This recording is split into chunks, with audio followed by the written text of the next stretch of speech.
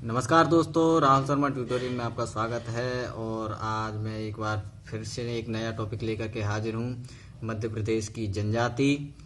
तो चलिए दोस्तों स्टार्ट करते हैं। अफ्रीका के बाद भारत का जनजाति के मामले में दूसरा स्थान है। यानी अगर विश्व में बात करी जाए तो विश्व में सबसे ज़्यादा जो जनजाति हैं वो अफ्रीका में पाई जाती हैं। वहीं अगर भारत की बात करी जाए तो भारत में सबसे ज़्यादा जनजाति मध्य प्रदेश में पाई जाती है, लेकिन भारत भी विश्व में दूसरा स्थान रखता है। विश्व में दूसरा स्थान रखता है, यानी पहला अफ्रीका और जो दूसरा स्थान है वो भारत का है। और भारत की जनसंख्या का लगभग 8.2% जो जनसंख्या है वो जनजाति है।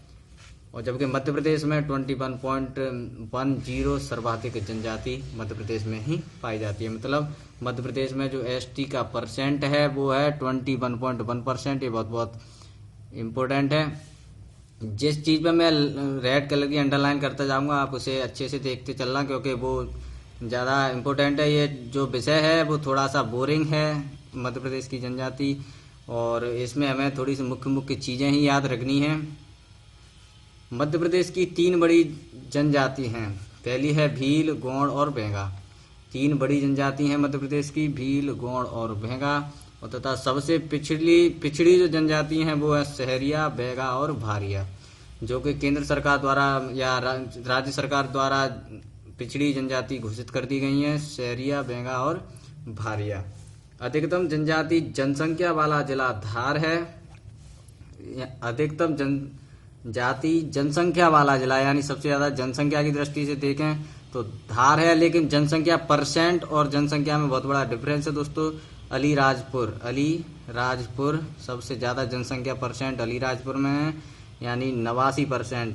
हम कह सकते हैं कि 100 में से 89 पुरुष या महिलाएं अलीराजपुर में क्या हैं, जनजाति हैं। तो सर्वाधिक जनसंख्या परसेंट कहाँ पर है, अलीराजपुर में है। और सर्वाधिक जनसंख्या यानी नंबर ऑफ मेंबर की बात करें तो सबसे ज़्यादा जो मेंबर्स हैं जनजाति के, एसटी के, वो हैं धार जिले में। न्यूनतम जनजाति जनसंख्या तथा जनसंख्या परसेंट दोनों कहाँ पर हैं, भिंड में है, लगभग 0.4%। और अलीराजपुर में सबसे सर्वाधिक हैं 89%। और जनजातियों को जो आदिवासी नाम दिया था वो ठक्कर बाबा ने दिया था। ठक्कर बाबा, ये नाम बहुत इंपॉर्टेंट है, इसे आप बिल्कुल बिठा लें माइंड में। आदिवासी नाम दिया था ठक्कर बाबा ने दिया था। और दोस्तों जनजातियों को दलित नाम किसने दिया, तो जो दलित नाम दिया वो डॉक्टर BR अम्बेडकर ने दिया था। और हरिजन नाम दिया था महात्मा गांधी ने।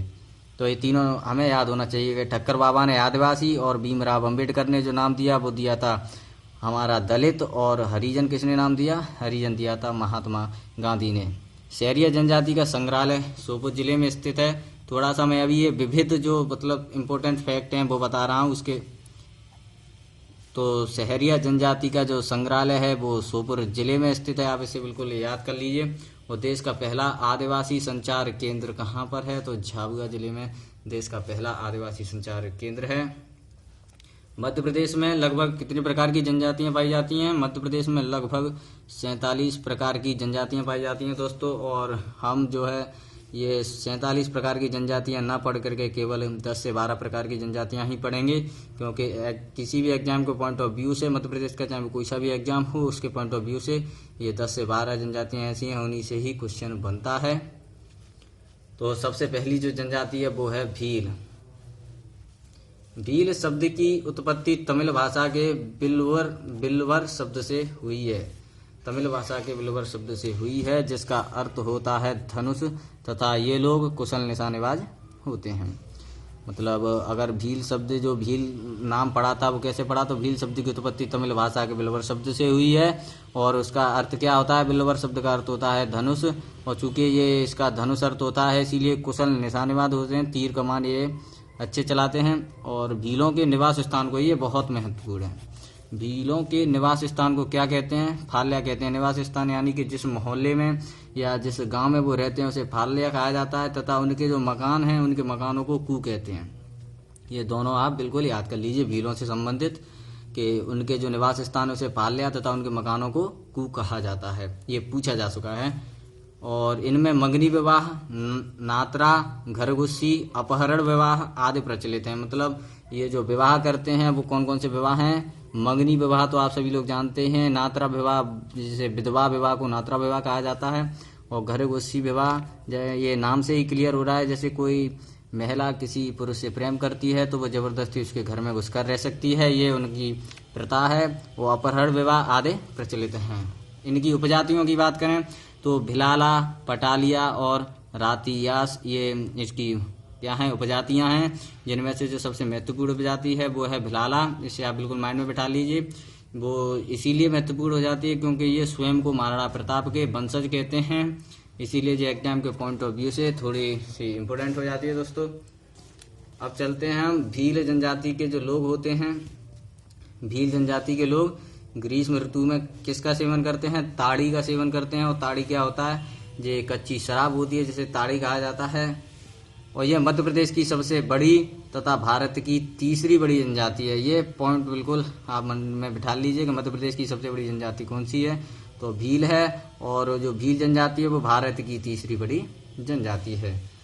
अब चलते हैं भगोरिया हाट। भगोरिया शब्द अगर आपको कहीं भी दिखे एग्जाम में तो आप बिल्कुल बेझिझक होकर के ऑप्शन में भील लगा देना। भगोरिया हाट हो, भगोरिया विवाह हो, चाहे भगोरिया नृत्य हो, कुछ भी हो, भगोरिया हाट भीलों का प्रसिद्ध उत्सव है जो झाबुआ जिले में होली के अवसर पर मनाया जाता है। और होली के अवसर पर गाल गधेड़ो उत्सव भी मनाया जाता है। इसे आप बिल्कुल रट लीजिए, याद कर लीजिए कि गाल गधेड़ो उत्सव किससे संबंधित है? भीलों से संबंधित है। ये होली के अवसर पर एक दूसरे के गाल खींचते हैं और खींच करके रंग लगाया करते हैं, इसीलिए ये होली के अवसर पर मनाया जाता है और ये एक उनका उत्सव है। पिथोरा। पिथोरा भीलों का एक विश्व प्रसिद्ध चित्र है। ये क्वेश्चन एक बार बन चुका है कि पिथोरा शब्द किससे संबंधित है? तो भीलों से संबंधित है। और वह क्या है? भीलों का एक विश्व प्रसिद्ध चित्र है। तड़वी भीलों को मुसलमान भील भी कहा जाता है, यानी जो मुसलमान भील होते हैं उन्हें हम तड़वी भील भी कहते हैं। अब हम चलते हैं अपनी दूसरी जनजाति पर, गौड़ जनजाति। भारत की सबसे बड़ी जनजाति है गौड़। सबसे पहला जो पॉइंट ऑफ व्यू भारत की सबसे बड़ी है, लेकिन मध्य प्रदेश की ये दूसरी बड़ी जनजाति है। और गौड़ शब्द की जो उत्पत्ति हुई है वो कौन शब्द से हुई है, जिसका अर्थ होता है पर्वतवासी मनुष्य। ये इतना इम्पोर्टेंट नहीं होता, लेकिन मैं आपको बता देता हूँ। तो क्या होता है, जो गौड़ शब्द की उत्पत्ति कौन शब्द से हुई है, जिन्हें क्या कहते हैं? पर्वतवासी, यानी ये पर्वतों पर निवास करते हैं। और इनमें अनेक प्रकार के विवाह प्रचलित हैं, जैसे जिसमें दूध लौटावा सबसे महत्वपूर्ण, पड़ौनी, चढ़ विवाह आदि विवाह हैं। दूध लौटावा में क्या होता है कि जो अपने ममेरे और फुफेरे भाई बहनों में शादी कर लेते हैं। और पड़ौनी, चढ़ विवाह आप जानते हैं आदि विवाह हैं। तथा वधू मूल्य का प्रचलन है। वधू मूल्य का प्रचलन ये है कि जैसे जब कोई पुरुष किसी स्त्री से शादी करता है तो वो पुरुष उसका मूल्य चुकाता है, यानी उल्टा दहेज जिसे हम कह सकते हैं, दहेज देता है पुरुष। और ये वधू मूल्य का प्रचलन कौन सी जनजाति में है? तो वो गौंड जनजाति में है। और ये जनजाति द्रविड़ मूल की है। ये जनजाति द्रविड़ मूल की जनजाति है। इसकी उपजातियों के बारे में बात कर लें। जो अगरिया जनजाति है ये किसकी? गौड़ जनजाति की उपजाति है। और अगरिया जनजाति का मुख्य काम होता है लोहे का काम करते हैं। ये क्वेश्चन एक बार बन चुका है दोस्तों कि अगरिया लोहसार इन्हें भी कहते हैं। लोहसार मतलब लोहे का काम करने वाला कहा जाता है इन्हें। और जो प्रधान होते हैं इनकी उपजाति प्रधान, मंदिरों में पूजा पाठ करने वालों को प्रधान कहा जाता है। और ओझा जो तांत्रिक लोग होते हैं, जो झाड़ा फूंकी ऐसे कार्य करते हैं, उन्हें ओझा कहते हैं गौड़ जनजाति में। यह मुख्य रूप से बारी नामक खेती की जाती है। मतलब गौड़ जनजाति जो है मुख्य रूप से बारी नामक खेती करते हैं। बारी नामक खेती मतलब कि किसी भी खेत के चारों तरफ ये कहते हैं कि बार कर देते हैं, या बाउंड्री जिसे हम कहते हैं, बारी नामक खेती की जाती है इनके में। और इनके जीवन यापन का मुख्य साधन कृषि है। तो ये कोई बहुत ज़्यादा हाईलाइट करने वाला पॉइंट नहीं है, क्योंकि सभी जनजातियों का जो जीवन यापन का साधन है, जो आय का साधन है, वो कृषि और मजदूरी है। और गोंडों का युवा ग्रह घोंटलू है। ये ऐसे आप बिल्कुल याद कर लें, घोंटलू जो क्या है, गोंडों का युवा ग्रह है। युवा ग्रह का मतलब यहाँ पर जाकर के जो गोंडों के युवा हैं, स्त्री पुरुष आज जाकर के वहाँ पे मस्ती करते हैं। जिसे कहते हैं गोंडों का युवाग्रह क्या है, गोंटलू। और गोंडों का मेला है मड़ई। मड़ई एक मेला जो कि ग्रीष्म ऋतु में लगता है, और इसमें होता क्या है, एक हाट बाजार लगता है जिसमें ये अपनी वस्तुएं खरीदते और बेचते हैं। अब बात करते हैं गौड़ों में मृत्युगान खेल पारा का प्रचलन है। गौड़ों का एक मृत्युगान है खेल पारा, मतलब जब कोई मर जाता है तो ये खेल पारा नामक एक गान गाते हैं, और ये उनके यहाँ प्रचलन है। और इनमें जलाने और दफन करने की दोनों प्रथाएं चलती हैं दोस्तों। और गौड़ जनजाति के प्रमुख देवता पूछ लेते हैं, तो वो कौन से हैं, ठाकुर देव, दूल्हा देव तथा खेर माता गौड़ जनजाति के प्रमुख देवता हैं। अब चलते हैं अपनी बैंगा जनजाति। इन्हें औषधि का अच्छा ज्ञान होता है। जो बैंगा जनजाति होती है उसे औषधि का अच्छा ज्ञान होता है। बैंगा लोग झूम खेती करते हैं। इन्हें बेवार या पोड़ कहा जाता है। झूम खेती मतलब ये स्थानांतरित खेती को हम झूठ खेती कहते हैं, जहाँ पर ये एक बार जिस जगह पर खेती करते हैं उस जगह पर दूसरी बार खेती नहीं करते। और जो ये खेती करते हैं उसे क्या कहते हैं, उसे कहते हैं बेवार या पोड़ कहा जाता है। ये बहुत महत्वपूर्ण है, बेवार या पोड़ कहा जाता है। और ये ऐसा, इनका जो प्रमुख हथियार है वो कुल्हाड़ी है। उनका प्रमुख हथियार कुल्हाड़ी है। और इनके प्रमुख देवता बूढ़ा देव हैं। ये एक बार पूछा जा चुका है, जो SES यानी स्टेट इंजीनियरिंग सर्विसेज का एग्जाम हुआ था उसमें ये पूछा जा चुका है कि बूढ़ा देव किस जनजाति से संबंधित है। तो आपको याद होना चाहिए बैगा जनजाति से, जो साल वृक्ष पर निवास करते हैं। यानी जो बूढ़ा देव होते हैं वो साल वृक्ष पर निवास करते हैं, इसीलिए बैगा जनजाति साल के वृक्ष को बहुत पवित्र वृक्ष मानती है। और ऐसा कहा जाता है कि अगर ये जनजाति साल के पत्ते को हाथ में लेकर कभी झूठ नहीं बोलती। द बैगा इनकी पुस्तक का नाम है। द बैगा नामक पुस्तक में इस जनजाति का वर्णन है, यानी बैगा जनजाति का वर्णन है, जिसके लेखक का नाम हमें याद होना चाहिए। पुस्तक तो वैसे भी इसके नाम पर ही है। तो लेखक हैं बैरियर एल्विन इसके लेखक हैं। और इनके प्रमुख नृत्य कर्मा, शैला, बिलमा, परधोनी, फाग, ये पांचों बिल्कुल आप याद कर लीजिए। परधोनी, फाग, बिलमा, शैला और कर्मा बैगा जनजाति के प्रमुख नृत्य हैं। यह जनजाति गुदना प्रिय जनजाति है, मतलब ये गुदवाने के शौकीन होते हैं। अपने पैरों, अपने हाथ, मुंह, गर्दन आदि पर ये गुदना गुदवाते हैं। गुदना मतलब अगर हम आज की भाषा में कहें तो टैटू जिसे हम कहते हैं। तो अब चलते हैं हम अपनी सहरिया जनजाति। सहरिया जनजाति क्या होती है, ये जनजाति मध्य प्रदेश के उत्तर क्षेत्र में पाई जाती है। उत्तर क्षेत्र यानी अगर बात करें उत्तर क्षेत्र की तो मुरैना, ग्वालियर, भिंड, श्योपुर आदि में ये पाई जाती है। ये जनजाति मध्य प्रदेश के उत्तर क्षेत्र।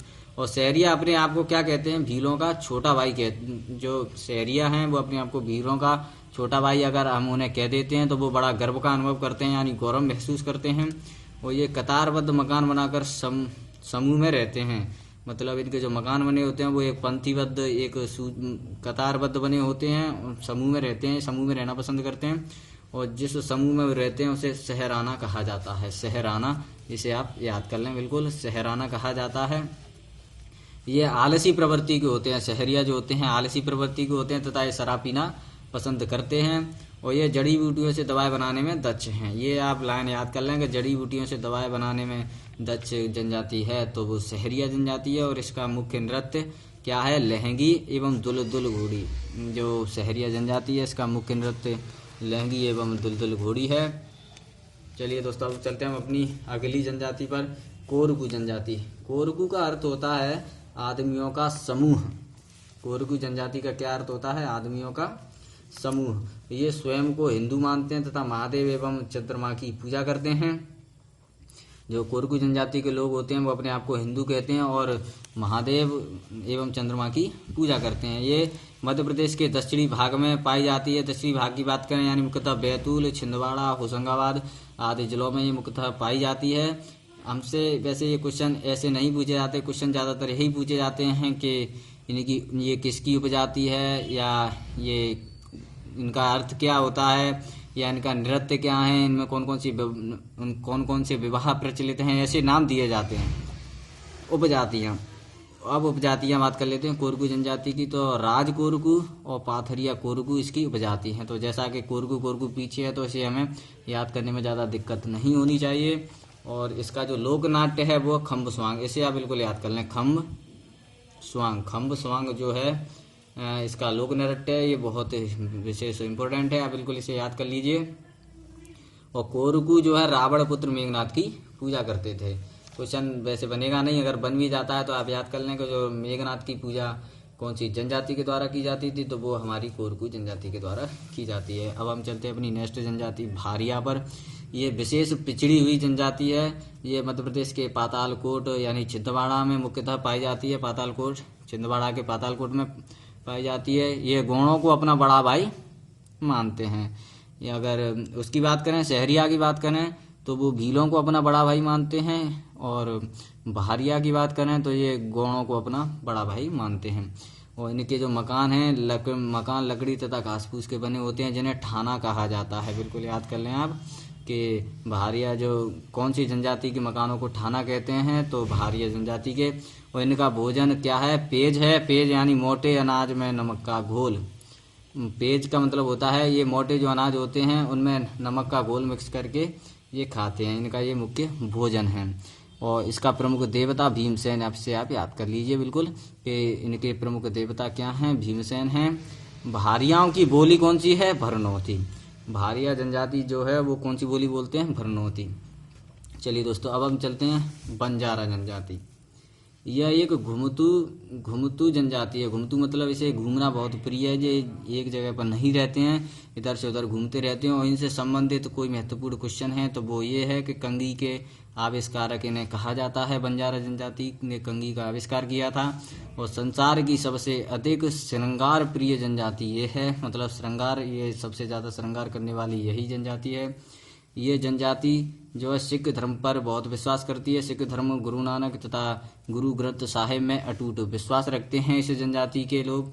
और बंजारा पुरुष होते हैं वो साहसी तथा निर्भयी होते हैं। मुझे लगता है बंजारा आप लोगों ने भी शायद मिले होंगे बंजाराओं से। और लहंगी इनका प्रमुख नृत्य है। जैसे आप बिल्कुल आप याद कर लीजिए कि लहंगी इनका प्रमुख नृत्य है। बंजारा जनजाति का नृत्य भी लहंगी है। और एक शहरिया जनजाति भी है, उसका भी नृत्य लहंगी है। लहंगी और दुलदुल घोड़ी किसका है? शहरिया का। और बंजारे की बात करें तो लहंगी इनका प्रमुख नृत्य है। चलिए दोस्तों, अब हम चलते हैं पारधी जनजाति। पारधी जनजाति को वन्य पशुओं का शिकार करने में महारत हासिल है। यानी सबसे ज़्यादा जो शिकारी करते हैं, वन्य पशुओं का शिकार करने वाली जनजाति है तो वो पारधी जनजाति है। और प्रदेश की एकमात्र आखे टक जनजाति पारधी जनजाति है। आप बिल्कुल इसे याद कर लीजिए। प्रदेश क्वेश्चन एक बार बन चुका है कि प्रदेश की एकमात्र आखे टक जनजाति कौन सी है, तो वो पारधी है। और पारधी समाज में महिलाओं को शिकार करने की अनुमति नहीं होती है। तो बस इससे से केवल एक ही क्वेश्चन बनेगा यहाँ से, या ये लाइन भी, ये यहाँ से भी क्वेश्चन बन सकता है कि वन्य पशुओं का शिकार करने में कुशल जनजाति का नाम बताइए, तो पारधी जनजाति हमें बिल्कुल याद होना चाहिए। अब चलते हैं कोल जनजाति, लास्ट, बिल्कुल सबसे लास्ट कोल जनजाति। इस जनजाति का मुख्य व्यवसाय क्या है? इस जनजाति का मुख्य व्यवसाय कृषि है। जैसा कि मैंने आपसे कहा, सभी जनजातियों का ज़्यादातर मुख्य व्यवसाय जो है वो कृषि और मजदूरी ही है। तो इसे हम ज़्यादा याद हाईलाइट करने वाला पॉइंट नहीं है। और इसकी जो पंचायत को क्या कहते हैं?